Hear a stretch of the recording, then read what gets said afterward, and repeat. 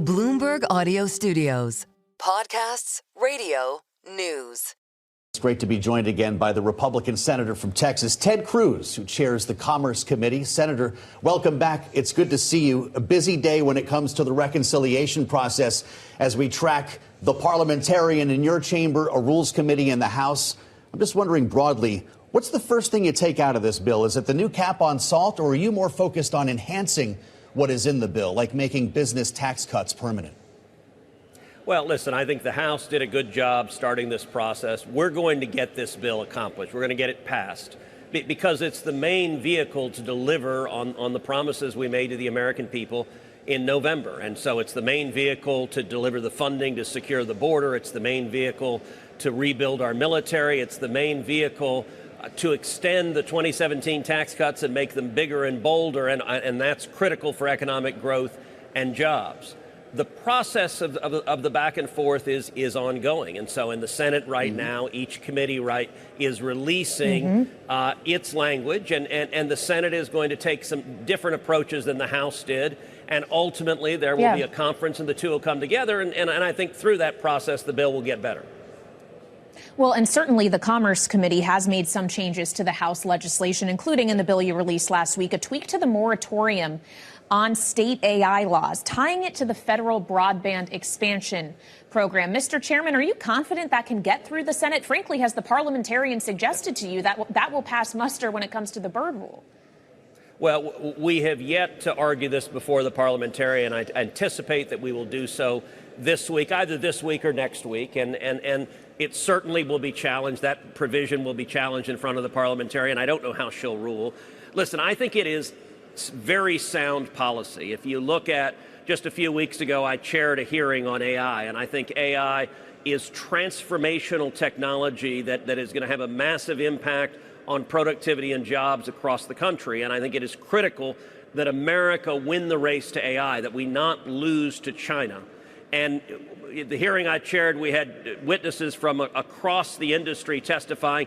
Everyone agreed there is a real danger of state legislation, and in particular, states like California adopting a heavy-handed nanny state approach, much like the European Union, which would cripple America's leadership in AI. And so I think it is sound policy. Whether it gets enacted on reconciliation or not is a question that's still being argued.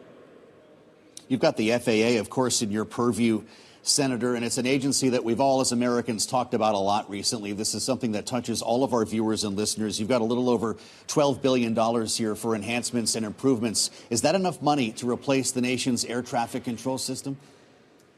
Well, $12.5 billion is a major investment in modernizing air traffic control. There's no doubt we need to do so. It's something I've been fighting for over a decade in the Senate, that if you look right now at our air traffic control system, it's outdated equipment. They use radars from the 1950s. They use little slips of paper and computers that have floppy disks. My guess is a lot of your viewers don't even remember what floppy disks were, and yet that's what we rely on to keep our flying public safe.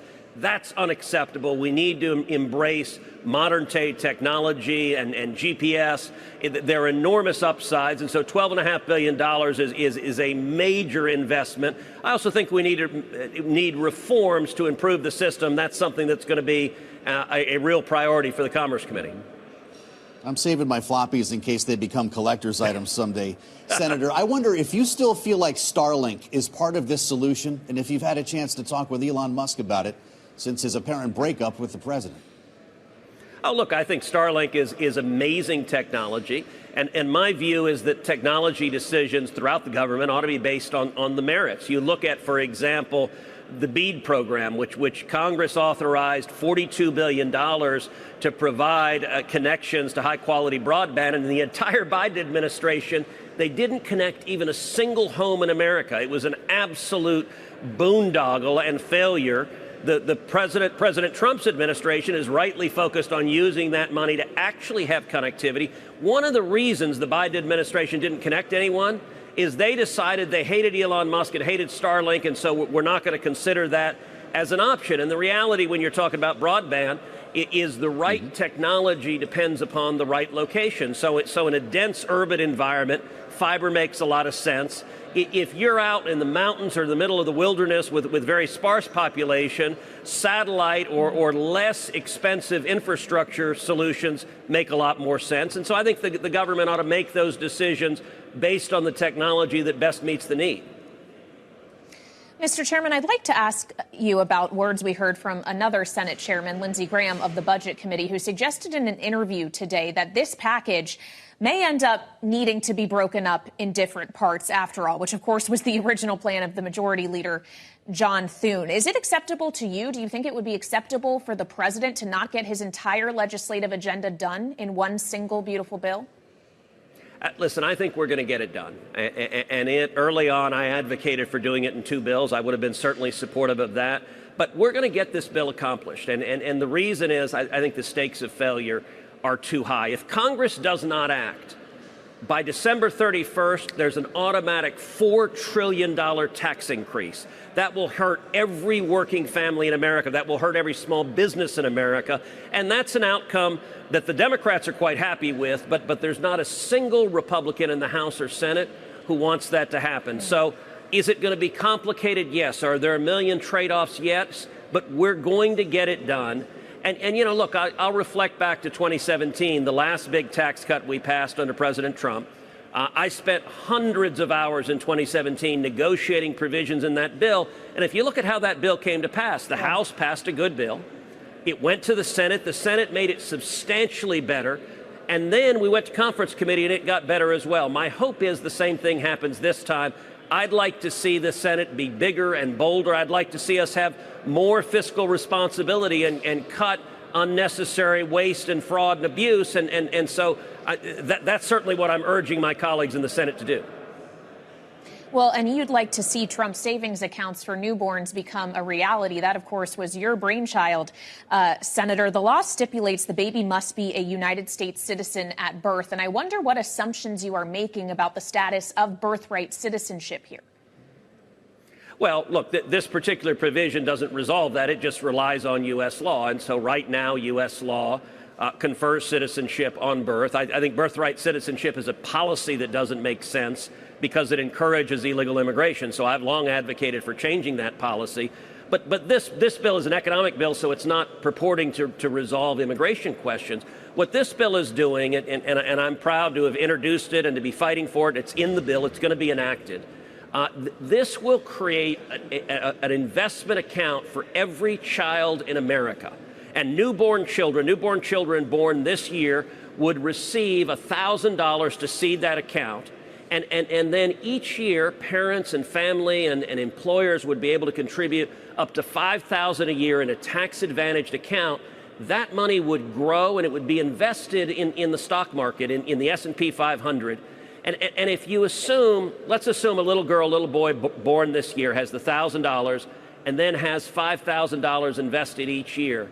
If you assume historic rates of growth of the S&P 500, that little baby, by the time he or she turns 18, would have $170,000 in their account. If they kept on investing $5,000 a year, by the time they turn 35, they would have $700,000 in that account. And that's for every child in America. That is a really powerful way to enable every child to have the benefits of compound growth. Senator, I want to go to L.A. with you for a moment here because I know you're very sensitive to constitutional law, and I'm sure you have very strong feelings about some of the things that we've seen on the streets of America's second largest city over the past 4 days. We received a statement from the chief of police, LAPD Chief Jim McDonnell, responding to the possible deployment of Marines, which now, of course, has happened. We've got 700 deployed from Camp Pendleton.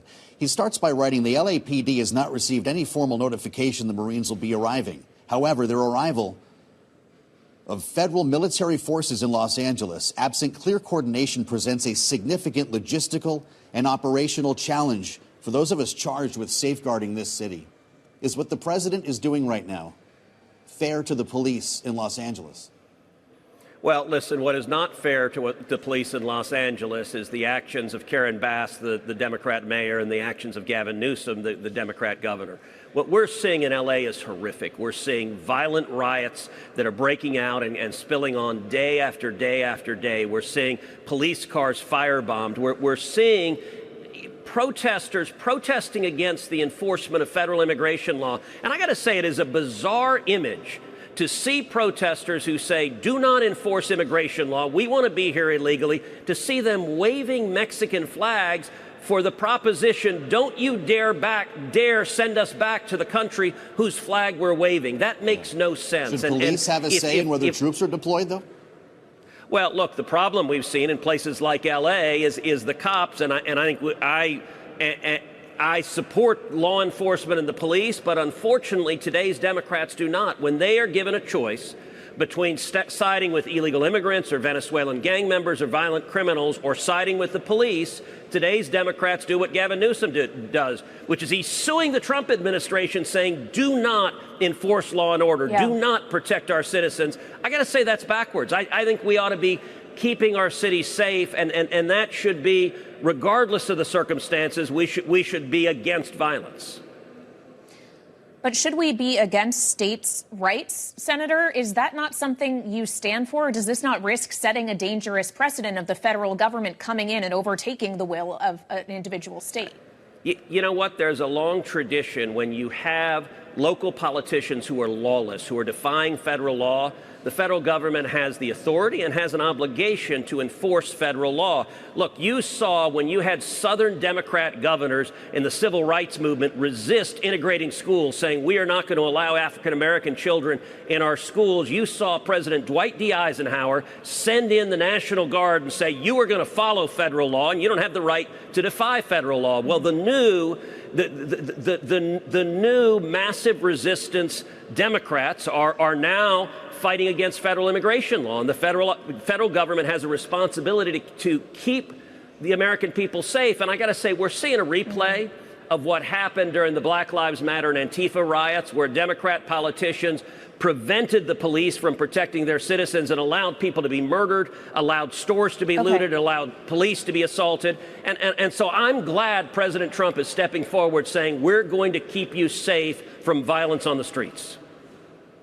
Well, when we consider what he's keeping Americans safe from, Senator, there's a difference between resistance and insurrection. And the president today did not rule out invoking the Insurrection Act. Should he? Well, look, that'll be a question that will depend on the circumstances. But I got to tell you, the problem is made worse when you have Democrat mayors and governors that refuse to enforce the law. And that's what we're seeing in California. If you break the law, if you commit acts of violence, you should be arrested. And these are lawless protests in support of further lawlessness. Why are they mad? They're mad because President Trump is deporting illegal immigrants. They're mad because he's deporting Venezuelan gang members and murderers and child rapists. And I don't get the Democrats' calculus when they look at that and say, you know what America needs? We need more MS-13 members. We need more human traffickers and criminals. I think the vast majority of Americans don't agree with that. All right, Senator, we appreciate your time. Republican Senator Ted Cruz of Texas, of course, the chair of the Senate Commerce Committee, here with us on Bloomberg TV and radio.